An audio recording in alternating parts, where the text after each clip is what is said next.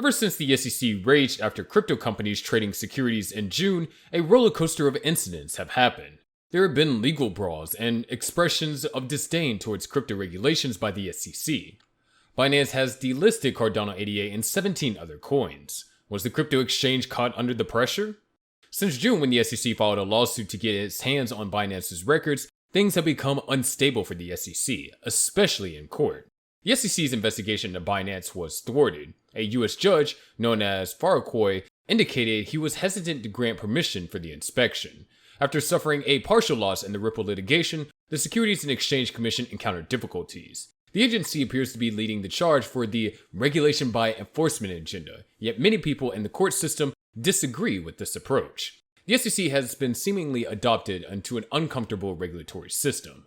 Binance, the largest cryptocurrency exchange in the world, has a US branch that the SEC has been trying to crack down on. It filed a lawsuit against Binance US in June, and has been trying to get access to the records ever since to go forward with its case of a possible breach of securities laws. However, as noted earlier, a federal magistrate judge, Zia Faroukoi, disagreed with the SEC and denied the agency's request to review Binance's records. He denied the agency's request for rapid inspection access to the exchange's software and also suggested the SEC interview more witnesses and craft more specific inquiries. Since filing litigation against Binance US, Binance, and CEO Changpeng Zhao, the regulatory agency has been unable to get any information from any of the defendants. However, the exchange's attorneys have been hesitantly opposing the deposition of the company's top executives. The attorneys have called the SEC's investigation a fishing expedition, pointing out that the executives in question are clueless when it comes to safekeeping of customer funds. The SEC definitely has a lot of enemies. However, we cannot deny the fact that Binance has been affected by this development. The trading volume shows that Binance US has been losing support from its consumers since the lawsuit was filed in June. Let's dig out more details though. Binance US, and Changpeng Zhao filed to dismiss the lawsuit, claiming the regulator hasn't plausibly alleged various security-related violations, and that it's seeking to encompass digital assets under its authority, despite Congress not explicitly spelling that out in legislation. The SEC recently brought several enforcement actions, including this action premised on its new position that virtually all crypto assets and virtually all crypto asset transactions are securities, one of the filings said. The agency was defining the term investment contract too broadly, one of the filings said. Both filings have raised similar arguments over the so-called major questions doctrine, a Supreme Court ruling that directed federal agencies to await congressional authority over significant economic or political issues. Indeed, since 2019, Congress has considered more than a dozen proposals that would provide a coherent and workable framework for crypto assets and their trading platforms. Critically, none of those proposals would confer sole regulatory jurisdiction over the crypto industry to the SEC. Despite this, the SEC now seeks to expand its authority and filed this lawsuit, asserting claims against Binance Holdings Limited and Changpeng Zhao, among others, the filing explained. From another perspective, it's astonishing how the world's largest crypto exchange is coming under increased scrutiny by Gary Gensler's Security and Exchange Commission when it tried to hire him just a few days ago.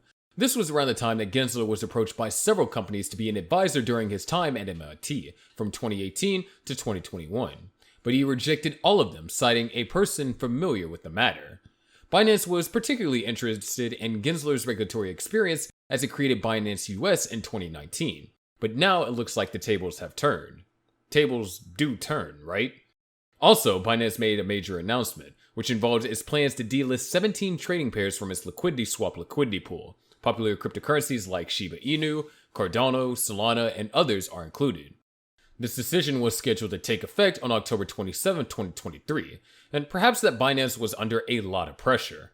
However, that's not the case. Binance stated that the delisting of these tokens resulted from a periodic review aimed at concentrating liquidity, reducing slippage, and providing users with improved transaction prices. By streamlining the available assets in the liquid swap liquidity pool, Binance seeks to optimize trading conditions for its users. The following tokens were scheduled to be delisted from the Binance Liquid Swap: BUSD BNB, BUSD Bitcoin, BUSD Cardano, BUSD Ethereum, BUSD LTC, BUSD SHIB, BUSD Matic, BUSD Sol, BUSD Uni, BUSD Link, BUSD Doge, BUSD DAI, and BUSD USDT. Furthermore, it is important to note that the removal of these tokens from Liquid Swap will not affect their trading availability on Binance Spot. users can still engage in the buying, selling, and holding of these assets on Binance's spot trading platform. The exclusion of SHIB, Bitcoin, Ethereum, and other popular cryptocurrencies from Binance Liquid Swap is expected to have a significant impact on the market. SHIB has been enjoying a good moment for some time now, but it is still a meme coin, so anything can happen. In addition, Bitcoin and Ethereum, the two largest cryptocurrencies by market capitalization, may experience increased volatility due to reduced liquidity on Binance Liquid Swap. Coinbase might also be moved to make a similar decision. In August, Coinbase, the United States' leading cryptocurrency exchange, was expected to delist 13 digital tokens, including Cardano ADA, as a result of a lawsuit filed by the U.S. Securities and Exchange Commission. According to an interview conducted by Financial Times reporters Scott Chianopolina with CEO Brian Armstrong. The SEC case alleged that the tokens, which form a small fraction of the 240 assets available on the platform, were unregistered securities. Armstrong described the delisting of ADA and other tokens as the worst-case scenario, but downplayed the potential impact of such a move, suggesting that their delisting would not pose a substantial loss of revenue or present an existential crisis for the company.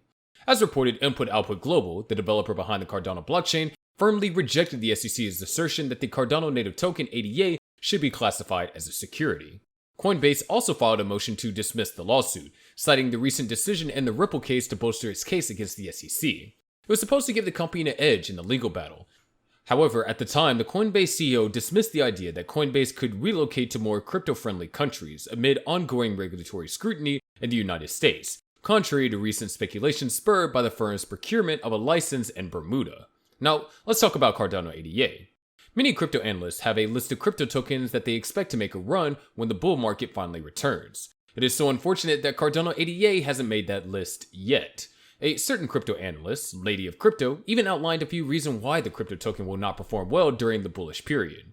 In a video posted on her YouTube channel, the first reason she stated was that Cardano had a sluggish development pace and could not thrive in a fast-paced crypto industry. She referenced the time when the blockchain network experienced a delay in the Vassal hard fork and other times when there have been network congestions and an increase in transaction fees.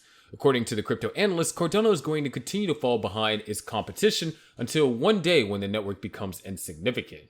She also mentioned that no one was using the Cardano blockchain, using data from the crypto analytics platform DeFi Llama to drive home her point. Her assertion was based on the daily active users, protocols built on the network, and network total value locked, of which Cardano ranked 13th, 30th, and 15th respectively at the time of her making that video.